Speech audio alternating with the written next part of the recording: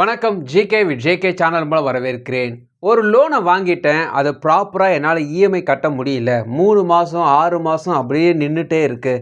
என்ன பண்ணுறதுனே தெரியல. அதுக்கு ஒரு பெனால்ட்டி போடுறாங்க. அப்புறமா ரொம்ப லேட்டாக கட்டுறதுனால அதுக்கு சில சார்ஜஸ்லாம் போட்டு எக்கச்சக்கமாக ஒரு கடனில் நான் மாட்டிகிட்ருக்கேன். இது வந்து லோன் மட்டும் கிடையாது, கிரெடிட் கார்ட்லேயும் நான் அப்படி ஒரு பிரச்சனையில் மாட்டிகிட்ருக்கேன். இந்த கிரெடிட் கார்டு லோனு நான் அடைக்கணும். அதுக்கு என்ன பண்ணுறதுன்னு தெரியல. வெளியே எங்கேயா நான் லோன் கேட்டாலும் என்னுடைய கிரெடிட் ஸ்கோர் குறைவாக இருக்கிறதுனால, என்னுடைய இன்கம் குறைவாக இருக்கிறதுனால எனக்கு எந்த வழியும் தெரியல.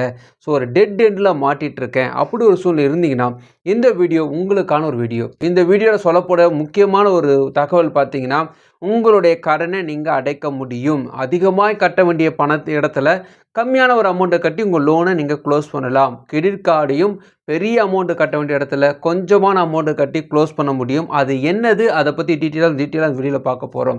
அதுக்கு முன்னாடி ஜேகே சேனல் இது வரைக்கும் நீங்கள் சப்ஸ்கிரைப் பண்ணி பக்கத்துக்கு பெல்லைக்கான ப்ரெஸ் பண்ணி ஆல் ஒரு ஆப்ஷன் கொடுங்க. இதுபோல் நீங்கள் செய்யும்போது நாங்கள் அப்லோட் வீடியோஸ் நோட்டிஃபிகேஷன் கொஞ்சமாக்கும். இந்த வீடியோ உங்களுக்கு பிடிச்சிருந்துச்சுன்னா ஃப்ரெண்ட்ஸுக்கு ஷேர் பண்ணுங்கள். தெளிவாக லைக் மறக்காமல் லைக் பண்ணுங்கள். அதிகமான வட்டியில் நான் லோனில் மாட்டிக்கிட்டேன். மாதம் அதிகமான இஎம்ஐ கட்டிகிட்டே வரேன். சம்டைம்ஸ் மிஸ் பண்ணிட்டேங்க. என்ன பண்ணுறதுன்னு தெரியல. அப்படி ஒரு சூழ்நிலை இருந்தீங்கன்னா இந்த வீடியோ உங்களுக்கு யூஸ்ஃபுல்லாக இருக்கும். உங்களுடைய இந்த பிரச்சனைக்கான கடைசி வாய்ப்பு, அதாவது நிறைய வாய்ப்புகள் இருக்குது, ஆனாலும் இதுதான் கடைசி வாய்ப்பு. எதனால் இந்த கடைசி வாய்ப்பு சொல்கிறேன்னா, இந்த கடைசி வாய்ப்பை பொறுத்த வரைக்குமே இதில் நிறைய லாபமும் இருக்குது, அதே நேரத்தில் கவனிக்க வேண்டிய விஷயமும் இருக்குது. அதாவது 2 லட்ச ரூபா கட்ட வேண்டிய இடத்துல கம்மியான அமௌண்ட்டு கொடுத்து உங்கள் லோனை நீங்கள் க்ளோஸ் பண்ண முடியும்.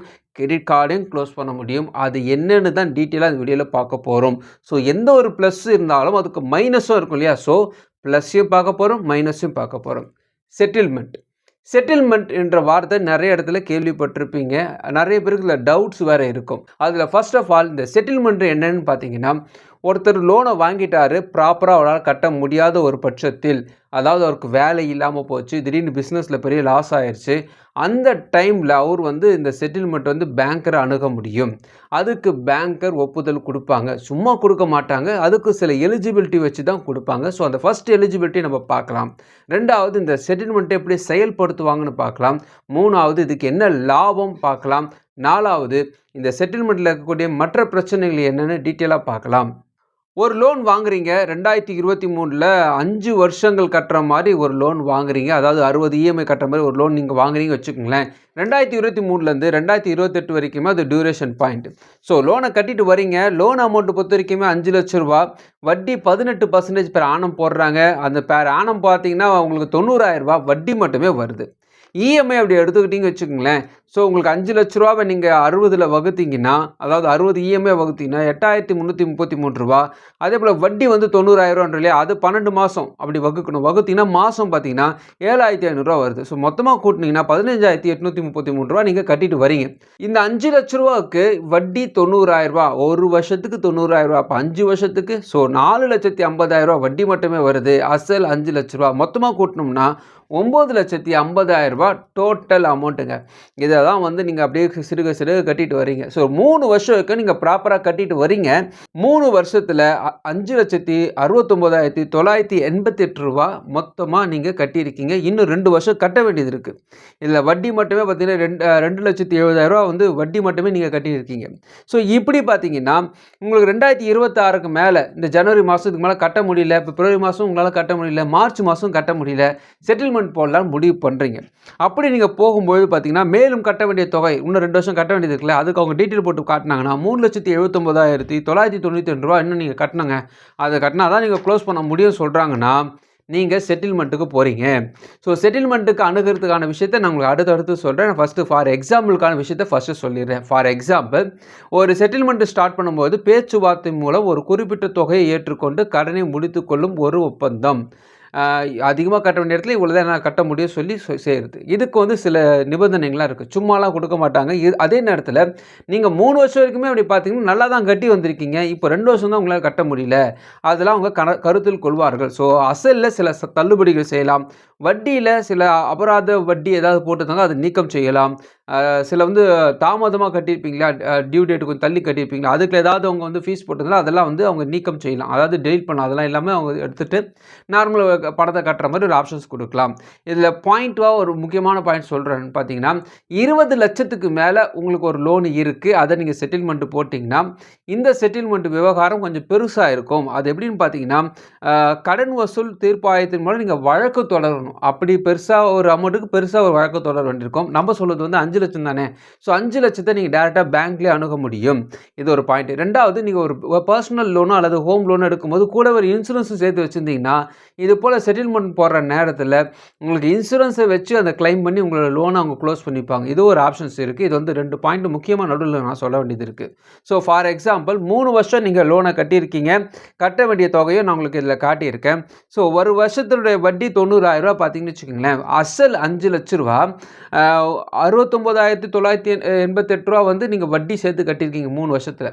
ஸோ அவங்க என்ன எப்படி எடுத்துப்பாங்க பார்த்தீங்கன்னா, ஒரு வருஷத்துக்கு உண்டான வட்டி அமௌண்ட்டை கட்டினா போதும். அப்படி கொண்டு வரும்பொழுது அந்த 69,988 கூட இங்கே எவ்வளோ கூட்டினீங்கன்னா அந்த 90,000 வரும் பார்த்தீங்கன்னா, கிட்டத்தட்ட ஒரு 20,000 கிட்ட வருது. அந்த 20,000 நீங்கள், நான் சொல்கிறது எல்லாமே ஃபார் எக்ஸாம்பிளுக்கு தான். அதிகமாக கட்ட வேண்டிய இடத்துல அந்த 20,000 மட்டும் கட்டி நீங்கள் செட்டில்மெண்ட்டில் கொண்டு வர முடியும். இது வந்து 2 தவணையாக கூட நீங்கள் கட்டலாம். சில நேரத்தில் சில பேங்க்ஸ் வந்து 5 தவணையாக கூட கொடுப்பாங்க. இது வந்து ஃபார் எக்ஸாம்பிளுக்காக சொல்கிறேன். நீங்கள் நல்லா கட்டி வந்ததுனால, எந்த பிரச்சனையும் இல்லாமல் கட்டிட்டு இப்போ தான் உங்களுக்கு செட்டில்மெண்ட் போடுறதுனால இந்த விஷயம். சில பேரால் வந்து அது கூட சரியாக ப்ராப்பராக கட்டாமல் அப்படி இப்படின்னு வருவாங்க. அவங்களுக்கும் செட்டில்மெண்ட் உண்டு, ஆனால் தொகை வந்து கொஞ்சம் அதிகமாக இருக்கும். நீங்கள் வந்து இஎம்ஐ இப்போ கொஞ்சம் பெருசாக போட்டு கட்டிக்கணும். அதாவது 3 லட்ச ரூபா கட்ட வேண்டிய இடத்துல ஒரு 1,25,000 கட்டுங்கன்ற மாதிரி ஒரு ஆப்ஷன்ஸ் உங்களுக்கு கொடுக்க வாய்ப்பு இருக்குது. ஸோ செட்டில்மெண்ட்னாவே உங்களுக்கு ஏதோ ஒரு விஷயத்தில் உங்களுக்கு எக்ஸ்கியூஸ் பண்ணி ரிலீஸ் பண்ணுவாங்க. ஸோ இதில் லாபம் என்ன பார்த்தீங்கன்னா, அதாவது வாடிக்கையாளர்களாக இருக்கக்கூடிய நமக்கு என்ன லாபம், நஷ்டத்தை நான் லாஸ்ட்டில் சொல்கிறேன்.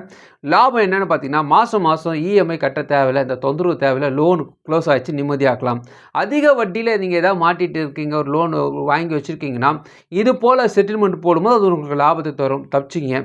3வது பார்த்தீங்கன்னா, 3 லட்சத்துக்கு கட்ட வேண்டிய இடத்துல நீங்கள் குறைவான தொகையை கட்டிட்டு லோனை முடிக்க முடியும். அதிகமான அவுட்ஸ்டாண்டிங்கை கட்ட வேண்டியதில்லை, கம்மியான அமௌண்ட்டில் கட்டிட்டு வந்துடலாம். இதெல்லாம் வந்து உங்களுடைய அவுட்ஸ்டாண்டிங்கை ப்ராப்பராக கட்டிட்டு வந்தீங்கன்னா தான் இதெல்லாம் நடக்கும்.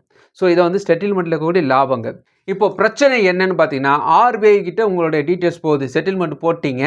ஸோ ராஜுன்ற ஒருத்தர் வந்து செட்டில்மெண்ட் போட்டார், அவருடைய டீட்டெயிலாம் முடிஞ்சிச்சு, லோனை க்ளோஸ் பண்ணிட்டார். இந்த ஆர்பிஐ என்ன பண்ணுவாங்க பார்த்தீங்கன்னா, உங்களுடைய டீட்டெயில்ஸ், பர்சனல் டீட்டெயில்ஸில் இந்த PAN card, bank statement, debit history, credit history இதெல்லாம் வந்து ஒவ்வொருத்தரையும் கண்காணிக்கிறதுக்காக வச்சுருவாங்க. அதுக்கு பேரை வச்சுருக்காங்க, வாராக்கடன் வாடிக்கையாளரில் ஒரு பிளாக் மார்க் மாதிரி போட்டு வச்சுருவாங்க. ஸோ இவர் வந்து இப்படிப்பட்ட மனுஷன், இவர் வந்து ஏற்கனவே செட்டில்மெண்ட் போட்டிருக்காருன்னும் போது எந்த ஒரு பேங்க்கும் உங்களுக்கு லோன் தர தாமதிக்கும், யோசிக்கும். இதனால் அடுத்த 7 வருஷத்தில் எந்த லோனும் கிடைக்காது. கிரெடிட் ஸ்கோர் கம்பெனிலாம் உங்களை பிளாக் பண்ணிடும். கிரெடிட் கார்டும் உங்களுக்கு கிடைக்காது. சாதாரண இஎம்ஐ கூட உங்களால் கட்ட முடியாது. யாருக்கும் நீங்கள் கேரண்டர் சைன் கூட போட முடியாது. ஹோம் லோன் அல்லது கோஆப்ளிகல் லோன் கூட வாங்க முடியாது. ஜுவல் லோன் கூட சில பேங்க்ஸு செட்டில்மெண்ட் போட்டவங்களுக்கு தரமாட்டாங்க. ஸோ இதெல்லாம் வந்து முக்கியமான பாயிண்ட்ஸ். அப்போ செட்டில்மெண்ட் யார் தாங்க போடணும் அப்படின்னு பார்த்தீங்கன்னா, அதாவது உங்களுக்கு ஒரு 40 வயசு ஆயிடுச்சு, அல்லது ஒரு 45, ஒரு 50 வயசு ஆயிடுச்சு, உங்கள் பசங்கள்லாம் படிக்க வச்சுட்டீங்க, வீடு லோன்லாம் எடுத்து கட்டிட்டீங்க, இதுக்கப்புறம் லோனுன்னு ஒன்று எடுக்கக்கூடிய வாய்ப்பே இல்லை, அது தேவைப்படாது. அப்படி ஒரு சூழ்நிலை இருந்தால் மட்டும் இந்த செட்டில்மெண்ட் போடுறது நல்லது. இல்லைங்க, ஃப்யூச்சரில் எனக்கு ஒரு மேரேஜ் இருக்குது, ஃப்யூச்சரில் ஒரு வீடு கட்ட போகிறேன், அதுக்கு ஒரு எனக்கு லோன் தேவைப்படும், ஃப்யூச்சரில் பொண்ணுக்கு ஒரு கல்யாணம் பண்ண போகிறேன், அதுக்கு லோன் தேவைப்படும் ஒரு ஆப்ஷன் இருந்தீங்கன்னா செட்டில்மெண்ட்டை தவிர்ப்பது நல்லது. ஏன்னா எந்த நேரத்தில் நமக்கு பணம் தேவைப்படும் சொல்ல முடியாது. அதனால் செட்டில்மெண்ட்டில் ப்ளஸ்ஸும் இருக்குது, மைனஸும் இருக்குது. சூஸ் பண்ணுறது உங்கள் கையில் தான் இருக்குது. ஸோ செட்டில்மெண்ட்டில் இருக்கக்கூடிய நல்ல விஷயத்தை உங்களுக்கு ஷேர் பண்ணியிருக்கேன். அதே நேரத்தில் அதை கவனிக்க வேண்டிய விஷயத்தை உங்களுக்கு ஷேர் பண்ணியிருக்கேன். நிறைய பேருக்கு நிறைய டவுட்ஸ் இருக்கும். நீங்கள் தாராளமாக கமெண்ட்ஸை தெரிவிக்கலாம். இந்த வீடியோ உங்களுக்கு பிரோஜனமாக நினைக்கிறேன். உங்கள் ஃப்ரெண்ட்ஸுக்கு ஷேர் பண்ணுங்க, உங்களுக்கு பிரோஜனமாக. மறுபடியும் பார்க்கலாம். வணக்கம்.